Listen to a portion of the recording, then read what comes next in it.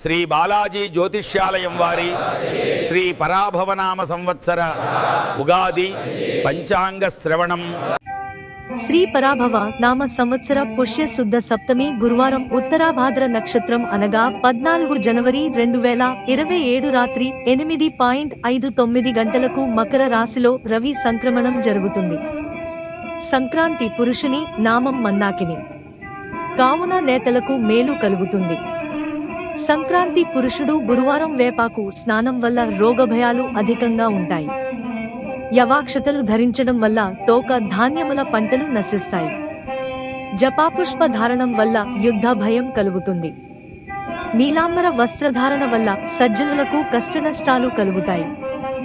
లాక్ష గంధ ధారణం వల్ల రాక్షస నారీ నాశనం కలుగుతుంది. సంక్రాంతి పురుషుడు గోమేధికం ధరించడం వల్ల మహాభయం కలుగుతుంది. సీస పాత్రలో భోజనం చేయడం వల్ల యుద్ధదాయకం. క్షీరాన్ని ఆహారంగా తీసుకోవడం వల్ల కీర్తికి భంగం కలుగుతుంది. రేగుపండును తీసుకోవడం వల్ల చోరుల క్షయం కలుగుతుంది. కోదండాన్ని ఆయుధంగా ఉపయోగించడం వల్ల క్షత్రియులకు కష్టాలు ఎదురవుతాయి. కాంచన ఛత్రాన్ని ధరించడం వల్ల రోగనాశనకరము. సంక్రాంతి పురుషుడు ఏనుగు వాహనాన్ని అధిరోహించడం వల్ల రాజులకు యుద్ధ భయం కలుగుతుంది. విస్మయ ముఖ చేష్టలో ఉండటం వల్ల అశుభదాయకం. ఆగ్నేయముఖ గమనం వల్ల ఆగ్నేయ రాష్ట్రాల్లో క్షామం ఏర్పడుతుంది. శుక్లపక్షంలో సంక్రమణం జరగడం వల్ల హాహాకారాలు, దుర్భిక్షం, క్షామం కలుగుతుంది. సప్తమి తిథిలో సంక్రమణం జరిగిన ఫలితంగా రోగనాశనం జరుగుతుంది. గురువారం ఫలితంగా సుభిక్షము, క్షేమం, ఆరోగ్యం, సువృష్టి, సస్య సమృద్ధి కలుగుతుంది. సింహలగ్నం కావున జలప్రళయం, వనభంగము సంభవం. బల్లెము ధరించడం వల్ల ప్రజాక్షోభ కలుగుతుంది. ఉగాది 19 మార్చి 2026 గురువారం ఉత్తరాభాద్ర నక్షత్రంలో శ్రీ పరాభవ నామ సంవత్సరం ప్రారంభమవుతుంది. ఆ రోజున ఉగాది పర్వదినం. ఉగాది నాడు షడ్రుచులతో కూడిన ప్రసాదాన్ని స్వీకరించి పంచాంగ శ్రవణం చేయడం శుభప్రదం.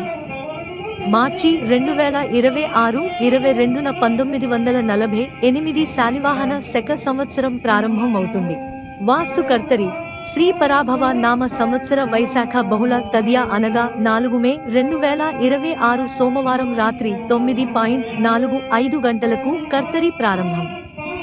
అధిక జ్యేష్ఠ శుద్ధ ద్వాదశి 28 మే 2026 గురువారం రాత్రి 2:38 గంటలకు వాస్తు కర్తరి ముగుస్తుంది.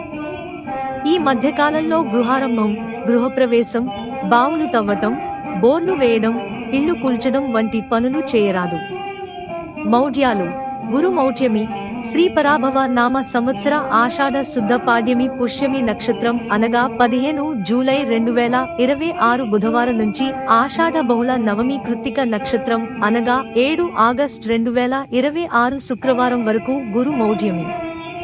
శుక్ర మౌఢ్యమి శ్రీ పరాభవ నామ సంవత్సర ఆశ్వేజ శుద్ధ తదియ విశాఖ నక్షత్రం అనగా 13 అక్టోబర్ 2026 మంగళవారం నుంచి ఆశ్వేజ బహుళ తదియ కృత్తిక నక్షత్రం అనగా 28 అక్టోబర్ 2026 బుధవారం వరకు శుక్ర మౌఢ్యమి.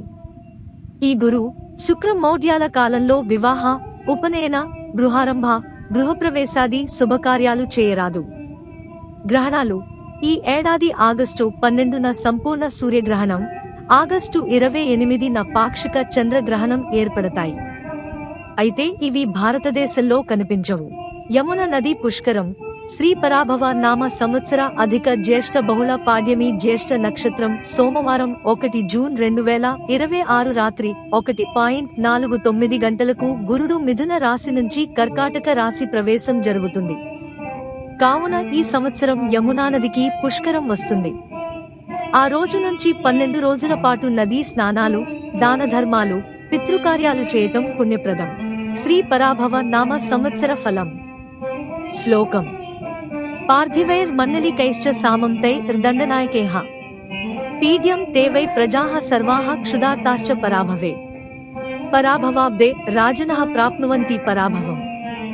అమేహ క్షుద్రధాన్యాని ప్రభూతాని సువృష్టయః. రాజులు, సామంతులు, దండనాయకులు, న్యాయాధికారులు ప్రజలను నానా విధములుగా పీడిస్తారు. ఆకలి బాధలు పెరుగుతాయి. రాజులు పరస్పరం కలహించుకుని నవ్వుల పాలు అవుతారు. అపర ధాన్యాలు బాగా పండుతాయి. పరాభవ సంవత్సరాధిపతి కేతువు అయిన ఫలితంగా వర్షాలు మధ్యమంగా కురుస్తాయి. చైత్ర, వైశాఖ మాసాలలో ఆహార ధాన్యాల ధరలు పెరుగుతాయి. మేఘాడంబరము, ఉరుములు, మెరుపులు ఉంటాయి. వడగాడ్పులు అధికంగా ఉంటాయి. జ్యేష్ఠమాసంలో వడగాడ్పులు మరింత పెరుగుతాయి. అగ్నిభయం కలుగుతుంది. ఆషాఢ మాసంలో అల్పవృష్టి. ఆహార ధాన్యాల ధరలు పెరుగుతాయి. శ్రావణ మాసంలో వర్షాలు అధికంగా కురుస్తాయి. ఈ మాసంలో ఖండవృష్టి, దుర్భిక్షము కలుగుతుంది. ఆశ్వయుజ మాసంలో ధాన్యములు, ధాతువస్తువులు, రసవస్తువుల ధరలు పెరుగుతాయి. కార్తీక మాస పంచకములో ధరలు సరసంగా ఉంటాయి.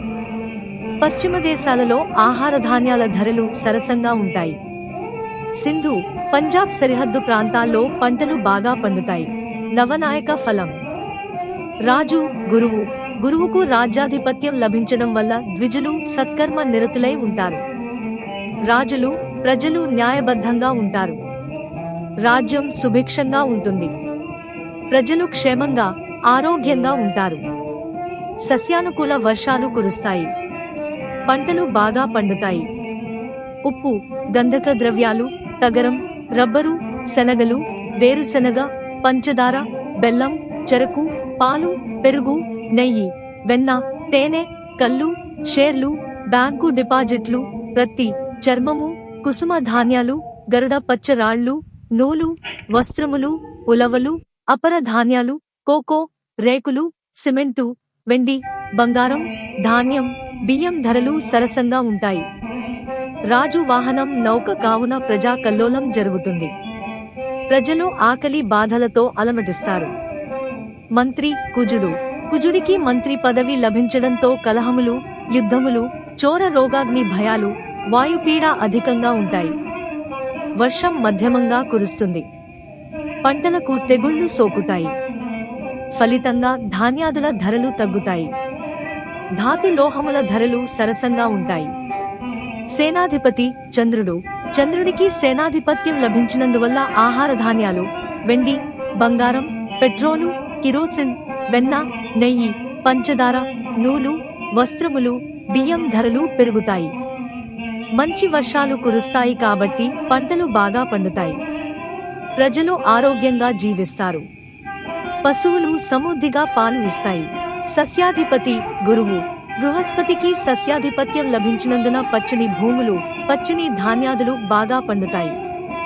యవలు, గోధుమలు, శనగలు, పచ్చజొన్నలు, పెసలు, ఉలవలు బాగా పండుతాయి.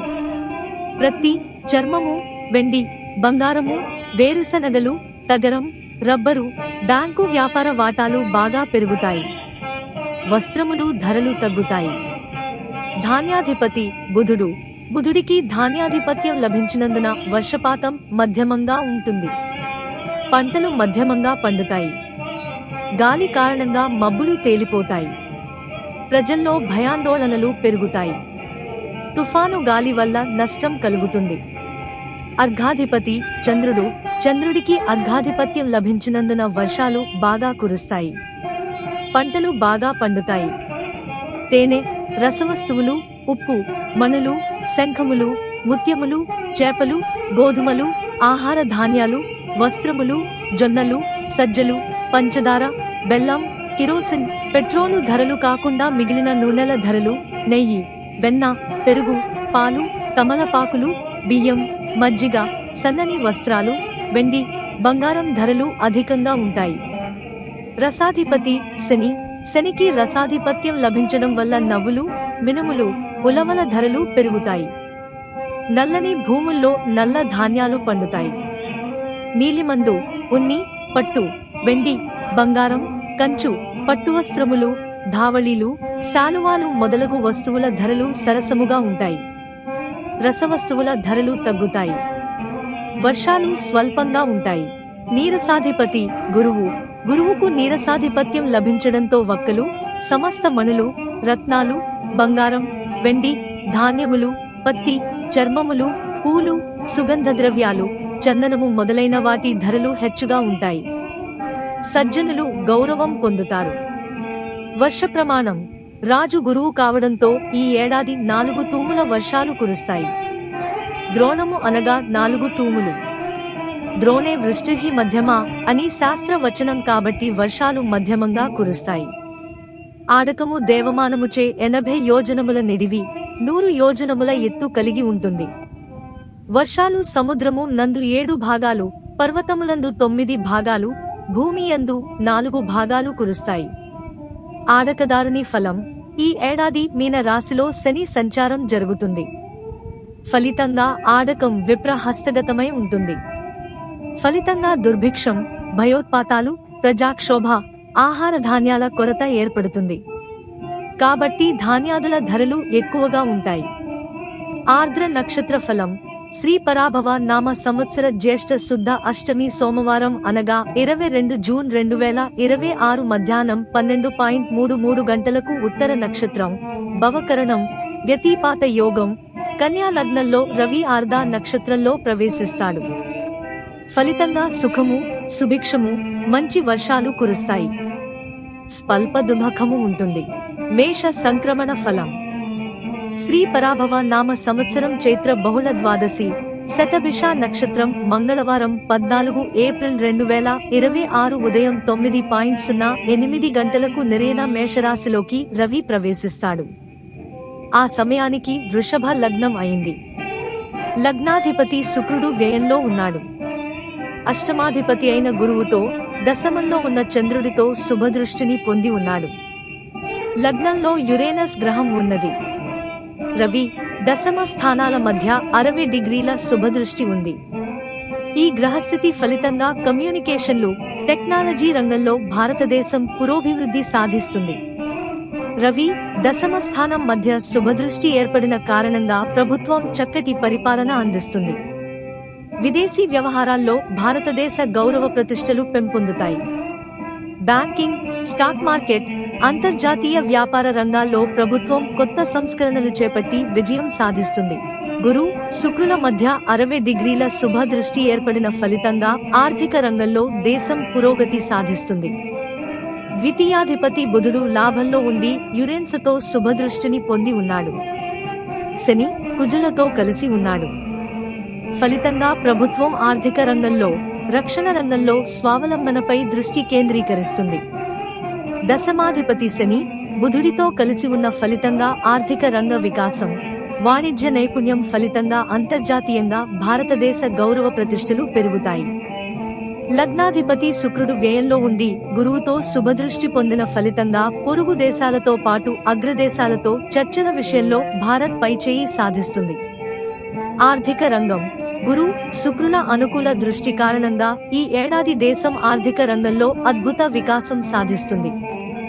గురు, బుధుల పరివర్తన ఫలితంగా మన దేశం వాణిజ్య రంగంలో భారీగా విదేశీ పెట్టుబడులను ఆకర్షిస్తుంది. పన్నులు, బ్యాంకింగ్, షేర్ మార్కెట్, బీమా రంగాల్లో ప్రభుత్వం మరిన్ని సంస్కరణలకు శ్రీకారం చుడుతుంది. ప్రభుత్వం కొత్త పొదుపు పథకాలను ప్రారంభిస్తుంది. షేర్ మార్కెట్ రంగం మంచి లాభాలను అందిస్తుంది. బ్యాంకింగ్, మ్యూచువల్ ఫండ్ రంగాల్లో పెట్టుబడులు వెల్లువెత్తుతాయి. ఆర్థిక విషయాల్లో భారత్ ప్రత్యర్థి దేశాలను అధిగమించి పైచేయి సాధిస్తుంది. టెక్నాలజీ రంగం: లగ్నంలో దశమాధిపతి యురేనస్ ఉన్న ఫలితంగా టెక్నాలజీ, సైన్స్, ఏరోస్పేస్ రంగాల్లో భారతదేశం మంచి పురోగతి సాధిస్తుంది. పట్టుదలతో స్వదేశీ పరిజ్ఞానాన్ని పెంపొందించుకుని స్వావలంబన దిశగా దేశం ముందడుగు వేస్తుంది. టెక్నాలజీ, ఏరోస్పేస్ రంగాల్లో కొత్త ఆవిష్కరణలు జరుగుతాయి. యురేన్స్కు దశమ స్థానంలో 90 డిగ్రీల ప్రతికూల దృష్టి ఉన్న ఫలితంగా కొత్త సాంకేతిక పరిజ్ఞానం రావడంతో టెక్నాలజీ రంగంలో ఉన్నవారు నైపుణ్యాలను మెరుగుపరుచుకుంటే తప్ప ఉద్యోగాలను నిలుపుకోలేని పరిస్థితి ఎదురవుతుంది. ఉపాధి రంగం: దశమంలో చంద్రుడు ఉన్నాడు. ఫలితంగా ఉపాధి అవకాశాలు పెంపొందుతాయి. తృతీయాధిపతి చంద్రుడు, అష్టమ, లాభాధిపతి గురువు మధ్య శుభదృష్టి ఉన్న ఫలితంగా కమ్యూనికేషన్లు, మార్కెటింగ్, సేవలు, వైద్యం, బ్యాంకింగ్, ఫైనాన్స్ రంగాల్లో ఉపాధి అవకాశాలు పెంపొందుతాయి. షష్టమాధిపతి శుక్రుడికి గురువుతో శుభదృష్టి ఉన్న శత్రుక్షేత్రంలో వ్యయస్థానంలో ఉన్న ఫలితంగా ఉపాధి రంగంలో ఆశించిన మేరకు అవకాశాలు లభించకపోవచ్చు. వ్యవసాయం, పరిశ్రమలు, మాన్యుఫాక్చరింగ్ రంగాలు మందగిస్తాయి. శ్రీ బాలాజీ జ్యోతిష్యాలయం ఛానల్ ని లైక్ చేయండి, సబ్స్క్రైబ్ చేయండి మరియు షేర్ చేయండి.